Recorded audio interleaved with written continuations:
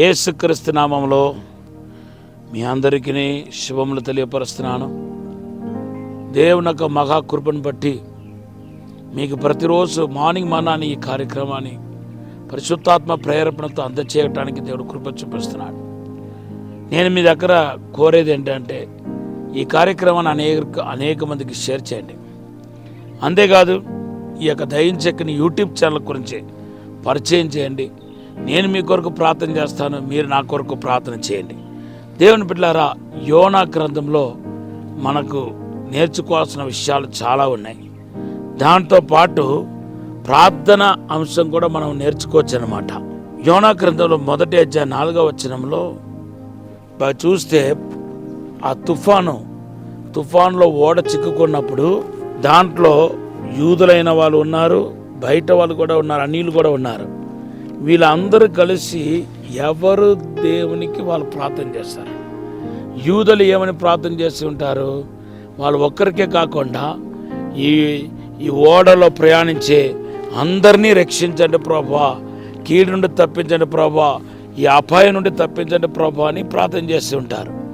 అయితే ఇక్కడ మనం నేర్చుకోవాల్సిన విషయం ఏంటంటే, కేవలం నీ కొరకు ప్రార్థన చేస్తే ఆమెను లేచిపోతే నీలాంటి స్వార్థప్రియుడు ఎవరు లేరు. నువ్వు ఇతరుల కోసం, దేశ క్షేమం కోసం నువ్వు ప్రార్థన చేయాలి.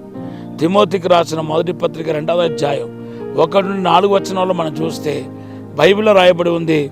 మరి ప్రధానంగా మీకు చెప్పే సలహా ఏంటంటే, మీరు రాజుల కొరకును మనుషులందరి కొరకును ప్రార్థన చేయాలని రాయబడి ఉంది. అవును, ఎన్నో రకరకాల సమస్యల్లో, వేదనలో, శోధనలో, ఇబ్బంది ఇరుకులో ఉన్న వాళ్ళు ఎంతోమంది ఉన్నారు. మీరు పక్కింటి వాళ్ళు బాధపడుతూ ఉంటే చూసి చూడకుండా ఉండకూడదు. అది క్రైస్తవుడికి అందం కాదు. మీరు వారి కోసం ప్రత్యేకంగా ప్రార్థన చేయాలి. దేశ క్షేమం కొరకు ప్రార్థన చేయాలి. అలా ప్రార్థన చేసినప్పుడే మీరు నిజ క్రైస్తవులుగా మారుతారు. అంతేకాదు, ఎప్పుడైనా మన ఇతరుల కొరకు ప్రార్థన చేస్తే పోగొట్టుకున్న సమస్తాన్ని తిరిగి పొందుకుంటామనే విషయాన్ని మర్చిపోవద్దు. యోబు గ్రంథం 42వ అధ్యాయం 8 నుండి 10 వచనాల్లో యోబు తన స్నేహితుల కొరకు ప్రార్థన చేసిన తర్వాతనే యోబు పోగొట్టుకున్న వాటి అన్నింటినీ 200గా తిరిగి పొందుకున్నాడు. 200గా పొందుకోవటం ఒక వంతు అయితే, పోగొట్టుకున్న వాటి అన్నిటిని తిరిగి పొందుకున్నాడు, అది ఇంకొక వంతు. దేవుని బిడ్డలారా, ఈరోజు కూడా దేవుడు అదే కార్యం ఎడలా చేయడానికి సిద్ధంగా ఉన్నాడు. మీ జీవితంలో కనపడే శోధన, ఇరుకు, ఇబ్బంది, బాధలు అన్నింటి నుండి తప్పించబోతున్నాడు. మీకు మేలు వెంబడి మేలు జరగబోతున్నాయి. దేవుడు మనం ఆశీర్వదించి మన వర్తలు చేసి పెంపొందింపచేయబోతున్నాడని మాట్లాడుతున్నా. తర్వాత మనం చూస్తే యోనా ప్రార్థన చేస్తున్నాడు, తన కొరకు ప్రార్థన చేసుకుంటున్నాడు. ఈవెన్ మన ఇతరుల కొరకు ప్రార్థన చేయటమే కాకుండా మీ క్షేమాన్ని కోరి, మీ ఆశీర్వాదాన్ని కోరి మీరు డైలీ ప్రార్థన చేయాలి. అలా మీరు ప్రార్థన చేస్తే దేవుడు మిమ్మల్ని, మీ కుటుంబాన్ని ఆశీర్వదిస్తాడు. మనము నిన్ను వలే నీ పొరుగు వారిని ప్రేమించాలని బైబిల్లో ఉంది. మొదటిగా మనలో మనము ప్రేమించుకోవటం మీకు తెలియాలి. అప్పుడే ఇతరుల్ని ప్రేమించగలుగుతారు. కాబట్టి మీ కొరకు మీరు ప్రార్థన చేసే అనుభూతిలోనికి రావాలి.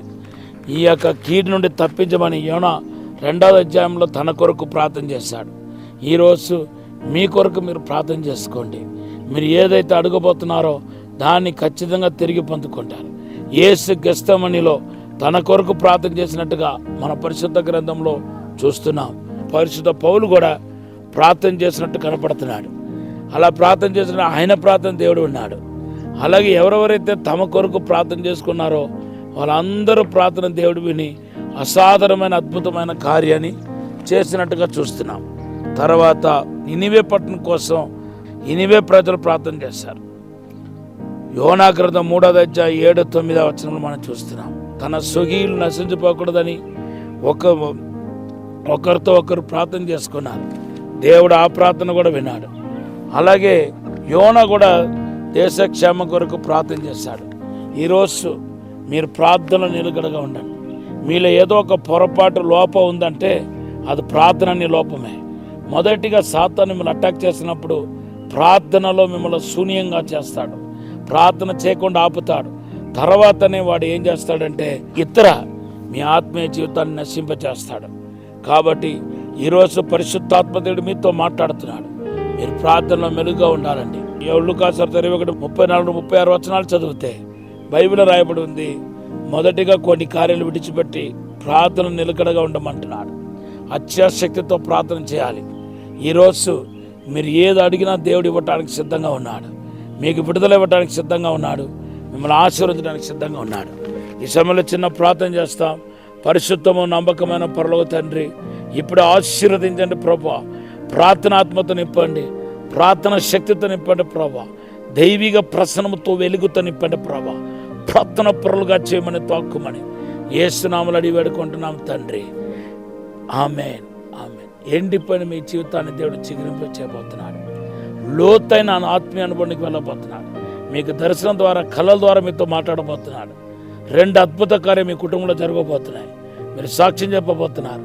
ఈ మాటను దేవుడు ఆశీర్వదించిన కాక. ఆమేన్.